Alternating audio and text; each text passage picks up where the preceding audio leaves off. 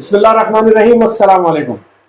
नाज़रीन, अभी कुछ टाइम पहले शुमाइला नाज का एक केस आया था सामने, जो आप सबने देखा होगा, जो दुबई में मुकीम है और उनके बच्चे जो है कराची में नाजमाबाद में रह रहे थे, खाला जान के पास, नानी जान के पास।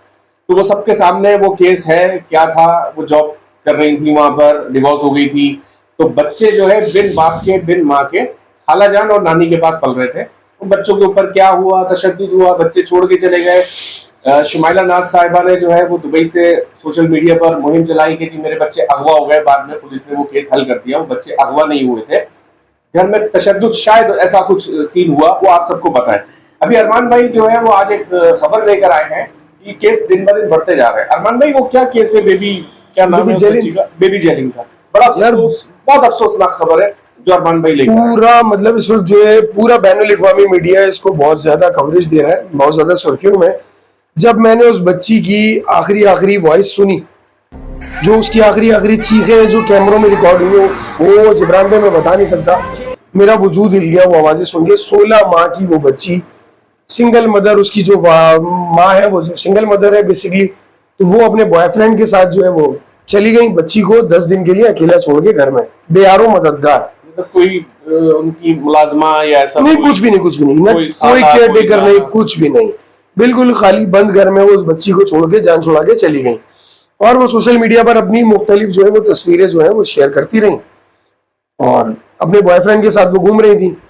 बीच पे कई बीच पॉइंट पे उनकी तस्वीरें हैं और डिफरेंट पॉइंट्स पर उनकी जो है बड़ी तस्वीरें वगैरह जो है उनकी सोशल मीडिया पर गर्दिश करती रही, अपलोड कर रही हैं और ये सारे मामला चलते रहे उनके। और वो बच्ची भूख प्यास से बिलखती रही, घर में रोती रही, सिसकती रही और सीसीटीवी लास्ट फुटेज जो है उसकी, उसमें वो मम्मा मम्मा करती दिखाई दे रही है।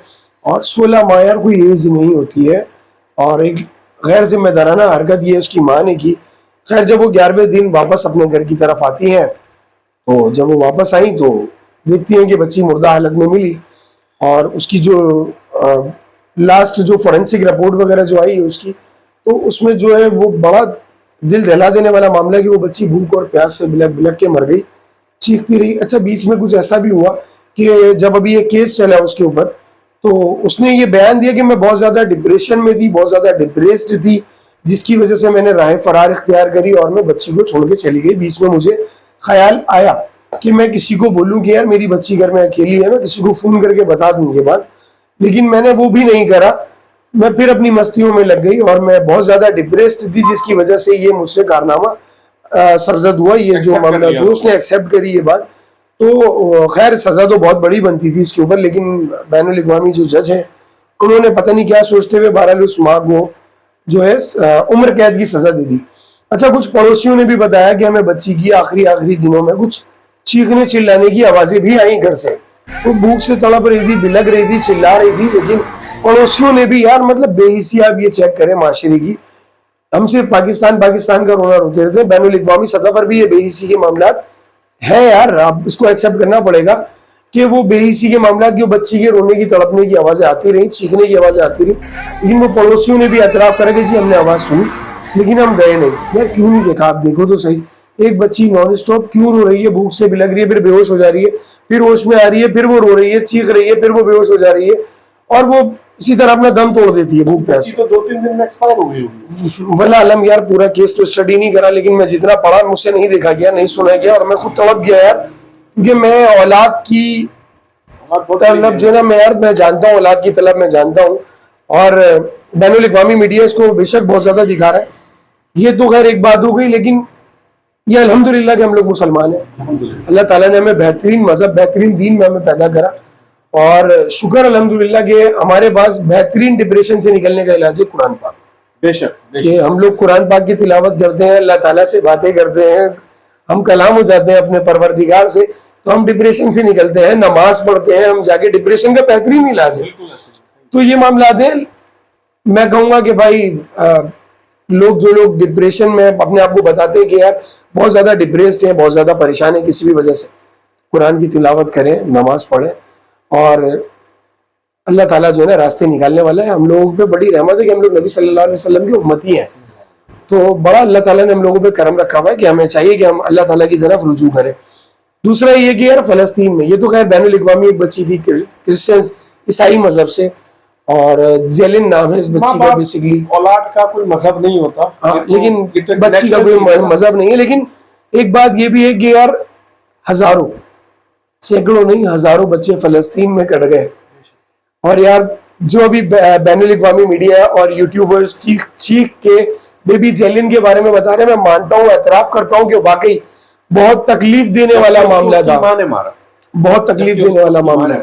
बिल्कुल, उसकी माँ की बेहिसी ने मारा, लापरवाही ने मारा। लेकिन यार ये हमारी बेहिसी है, हमारे मुसलमान बच्चे फलस्तीन में रोज कट रहे हैं, भूख प्यास से मर रहे हैं, सर्दी से मर रहे हैं, और ना कोई बैनुल अक़वामी मीडिया इसको दिखा रहा है, ना कोई यूट्यूबर इसको ज्यादा कवरेज दे रहा है। अल्लाह आलम क्या इशू है। तो जनाब बताने का मकसद ये था कि ये तो एक अरमान भाई ने आज खबर दी, फिर मैंने अभी आपको शुमाइला नाज का ये बताया। इन दोनों में केसेस में इस तरह के हजारों केसेस पाकिस्तान में और दुनिया भर में हैं। हस्बैंड वाइफ अपना रिश्ता, अगर कोई मसाइल है फैमिली की वजह से भी होते हैं, जो लोग अलहदा हो जाते हैं, तलाक हो जाती है, बराए मेहरबानी अपने बच्चों का सोचें। मैं नहीं कह रहा कि कंप्रोमाइज करें, लेकिन अगर आप मियाँ बीवी के दरमियान में कुछ तरक्कियां हो रही हैं, कुछ प्रॉब्लम्स आ रही है, आप बजाय दूसरे लोगों को इन्वॉल्व करने के लिए आप खुद बैठ के डिस्कस करें। देखिए हर मसले का हल है। हमारे यहाँ तो निकाह करने के लिए गवाह चाहिए, इसी तरह डिवोर्स के लिए भी गवाह चाहिए होते हैं। जिस तरह औरत अगर कह देती है मेरे मियाँ ने मुझे तलाक दे दी, तो औरत की तरफ से 2 गवाह लाजमी चाहिए होते हैं। तो ये नौबत ना आने दें। मसले मसाइल दुनिया में सबके साथ आते हैं, अरमान भाई के साथ भी आते होंगे, मेरे साथ भी आते होंगे, आपके साथ भी आते होंगे, लेकिन उनका हल निकालना चाहिए जो साहिब औलाद है। कहीं कंप्रोमाइज अगर औलाद के खातिर करना पड़ जाए तो थोड़ा सा कंप्रोमाइज करें। इस तरह बच्चों की जिंदगियां खराब हो रही हैं। अपना बहुत सारा ख्याल रखिएगा, इस मैसेज को आगे फॉरवर्ड जरूर करिएगा, चैनल को सब्सक्राइब करें, बेल आइकन को क्लिक करना ना भूलें, हमें सपोर्ट करते रहें। और अगर कोई भी कंटेंट आपके पास हमारे लिए है हमें जरूर बताएं। आपका इंतजार रहेगा, हमें आपके कमेंट का इंतजार रहेगा। अस्सलाम वालेकुम।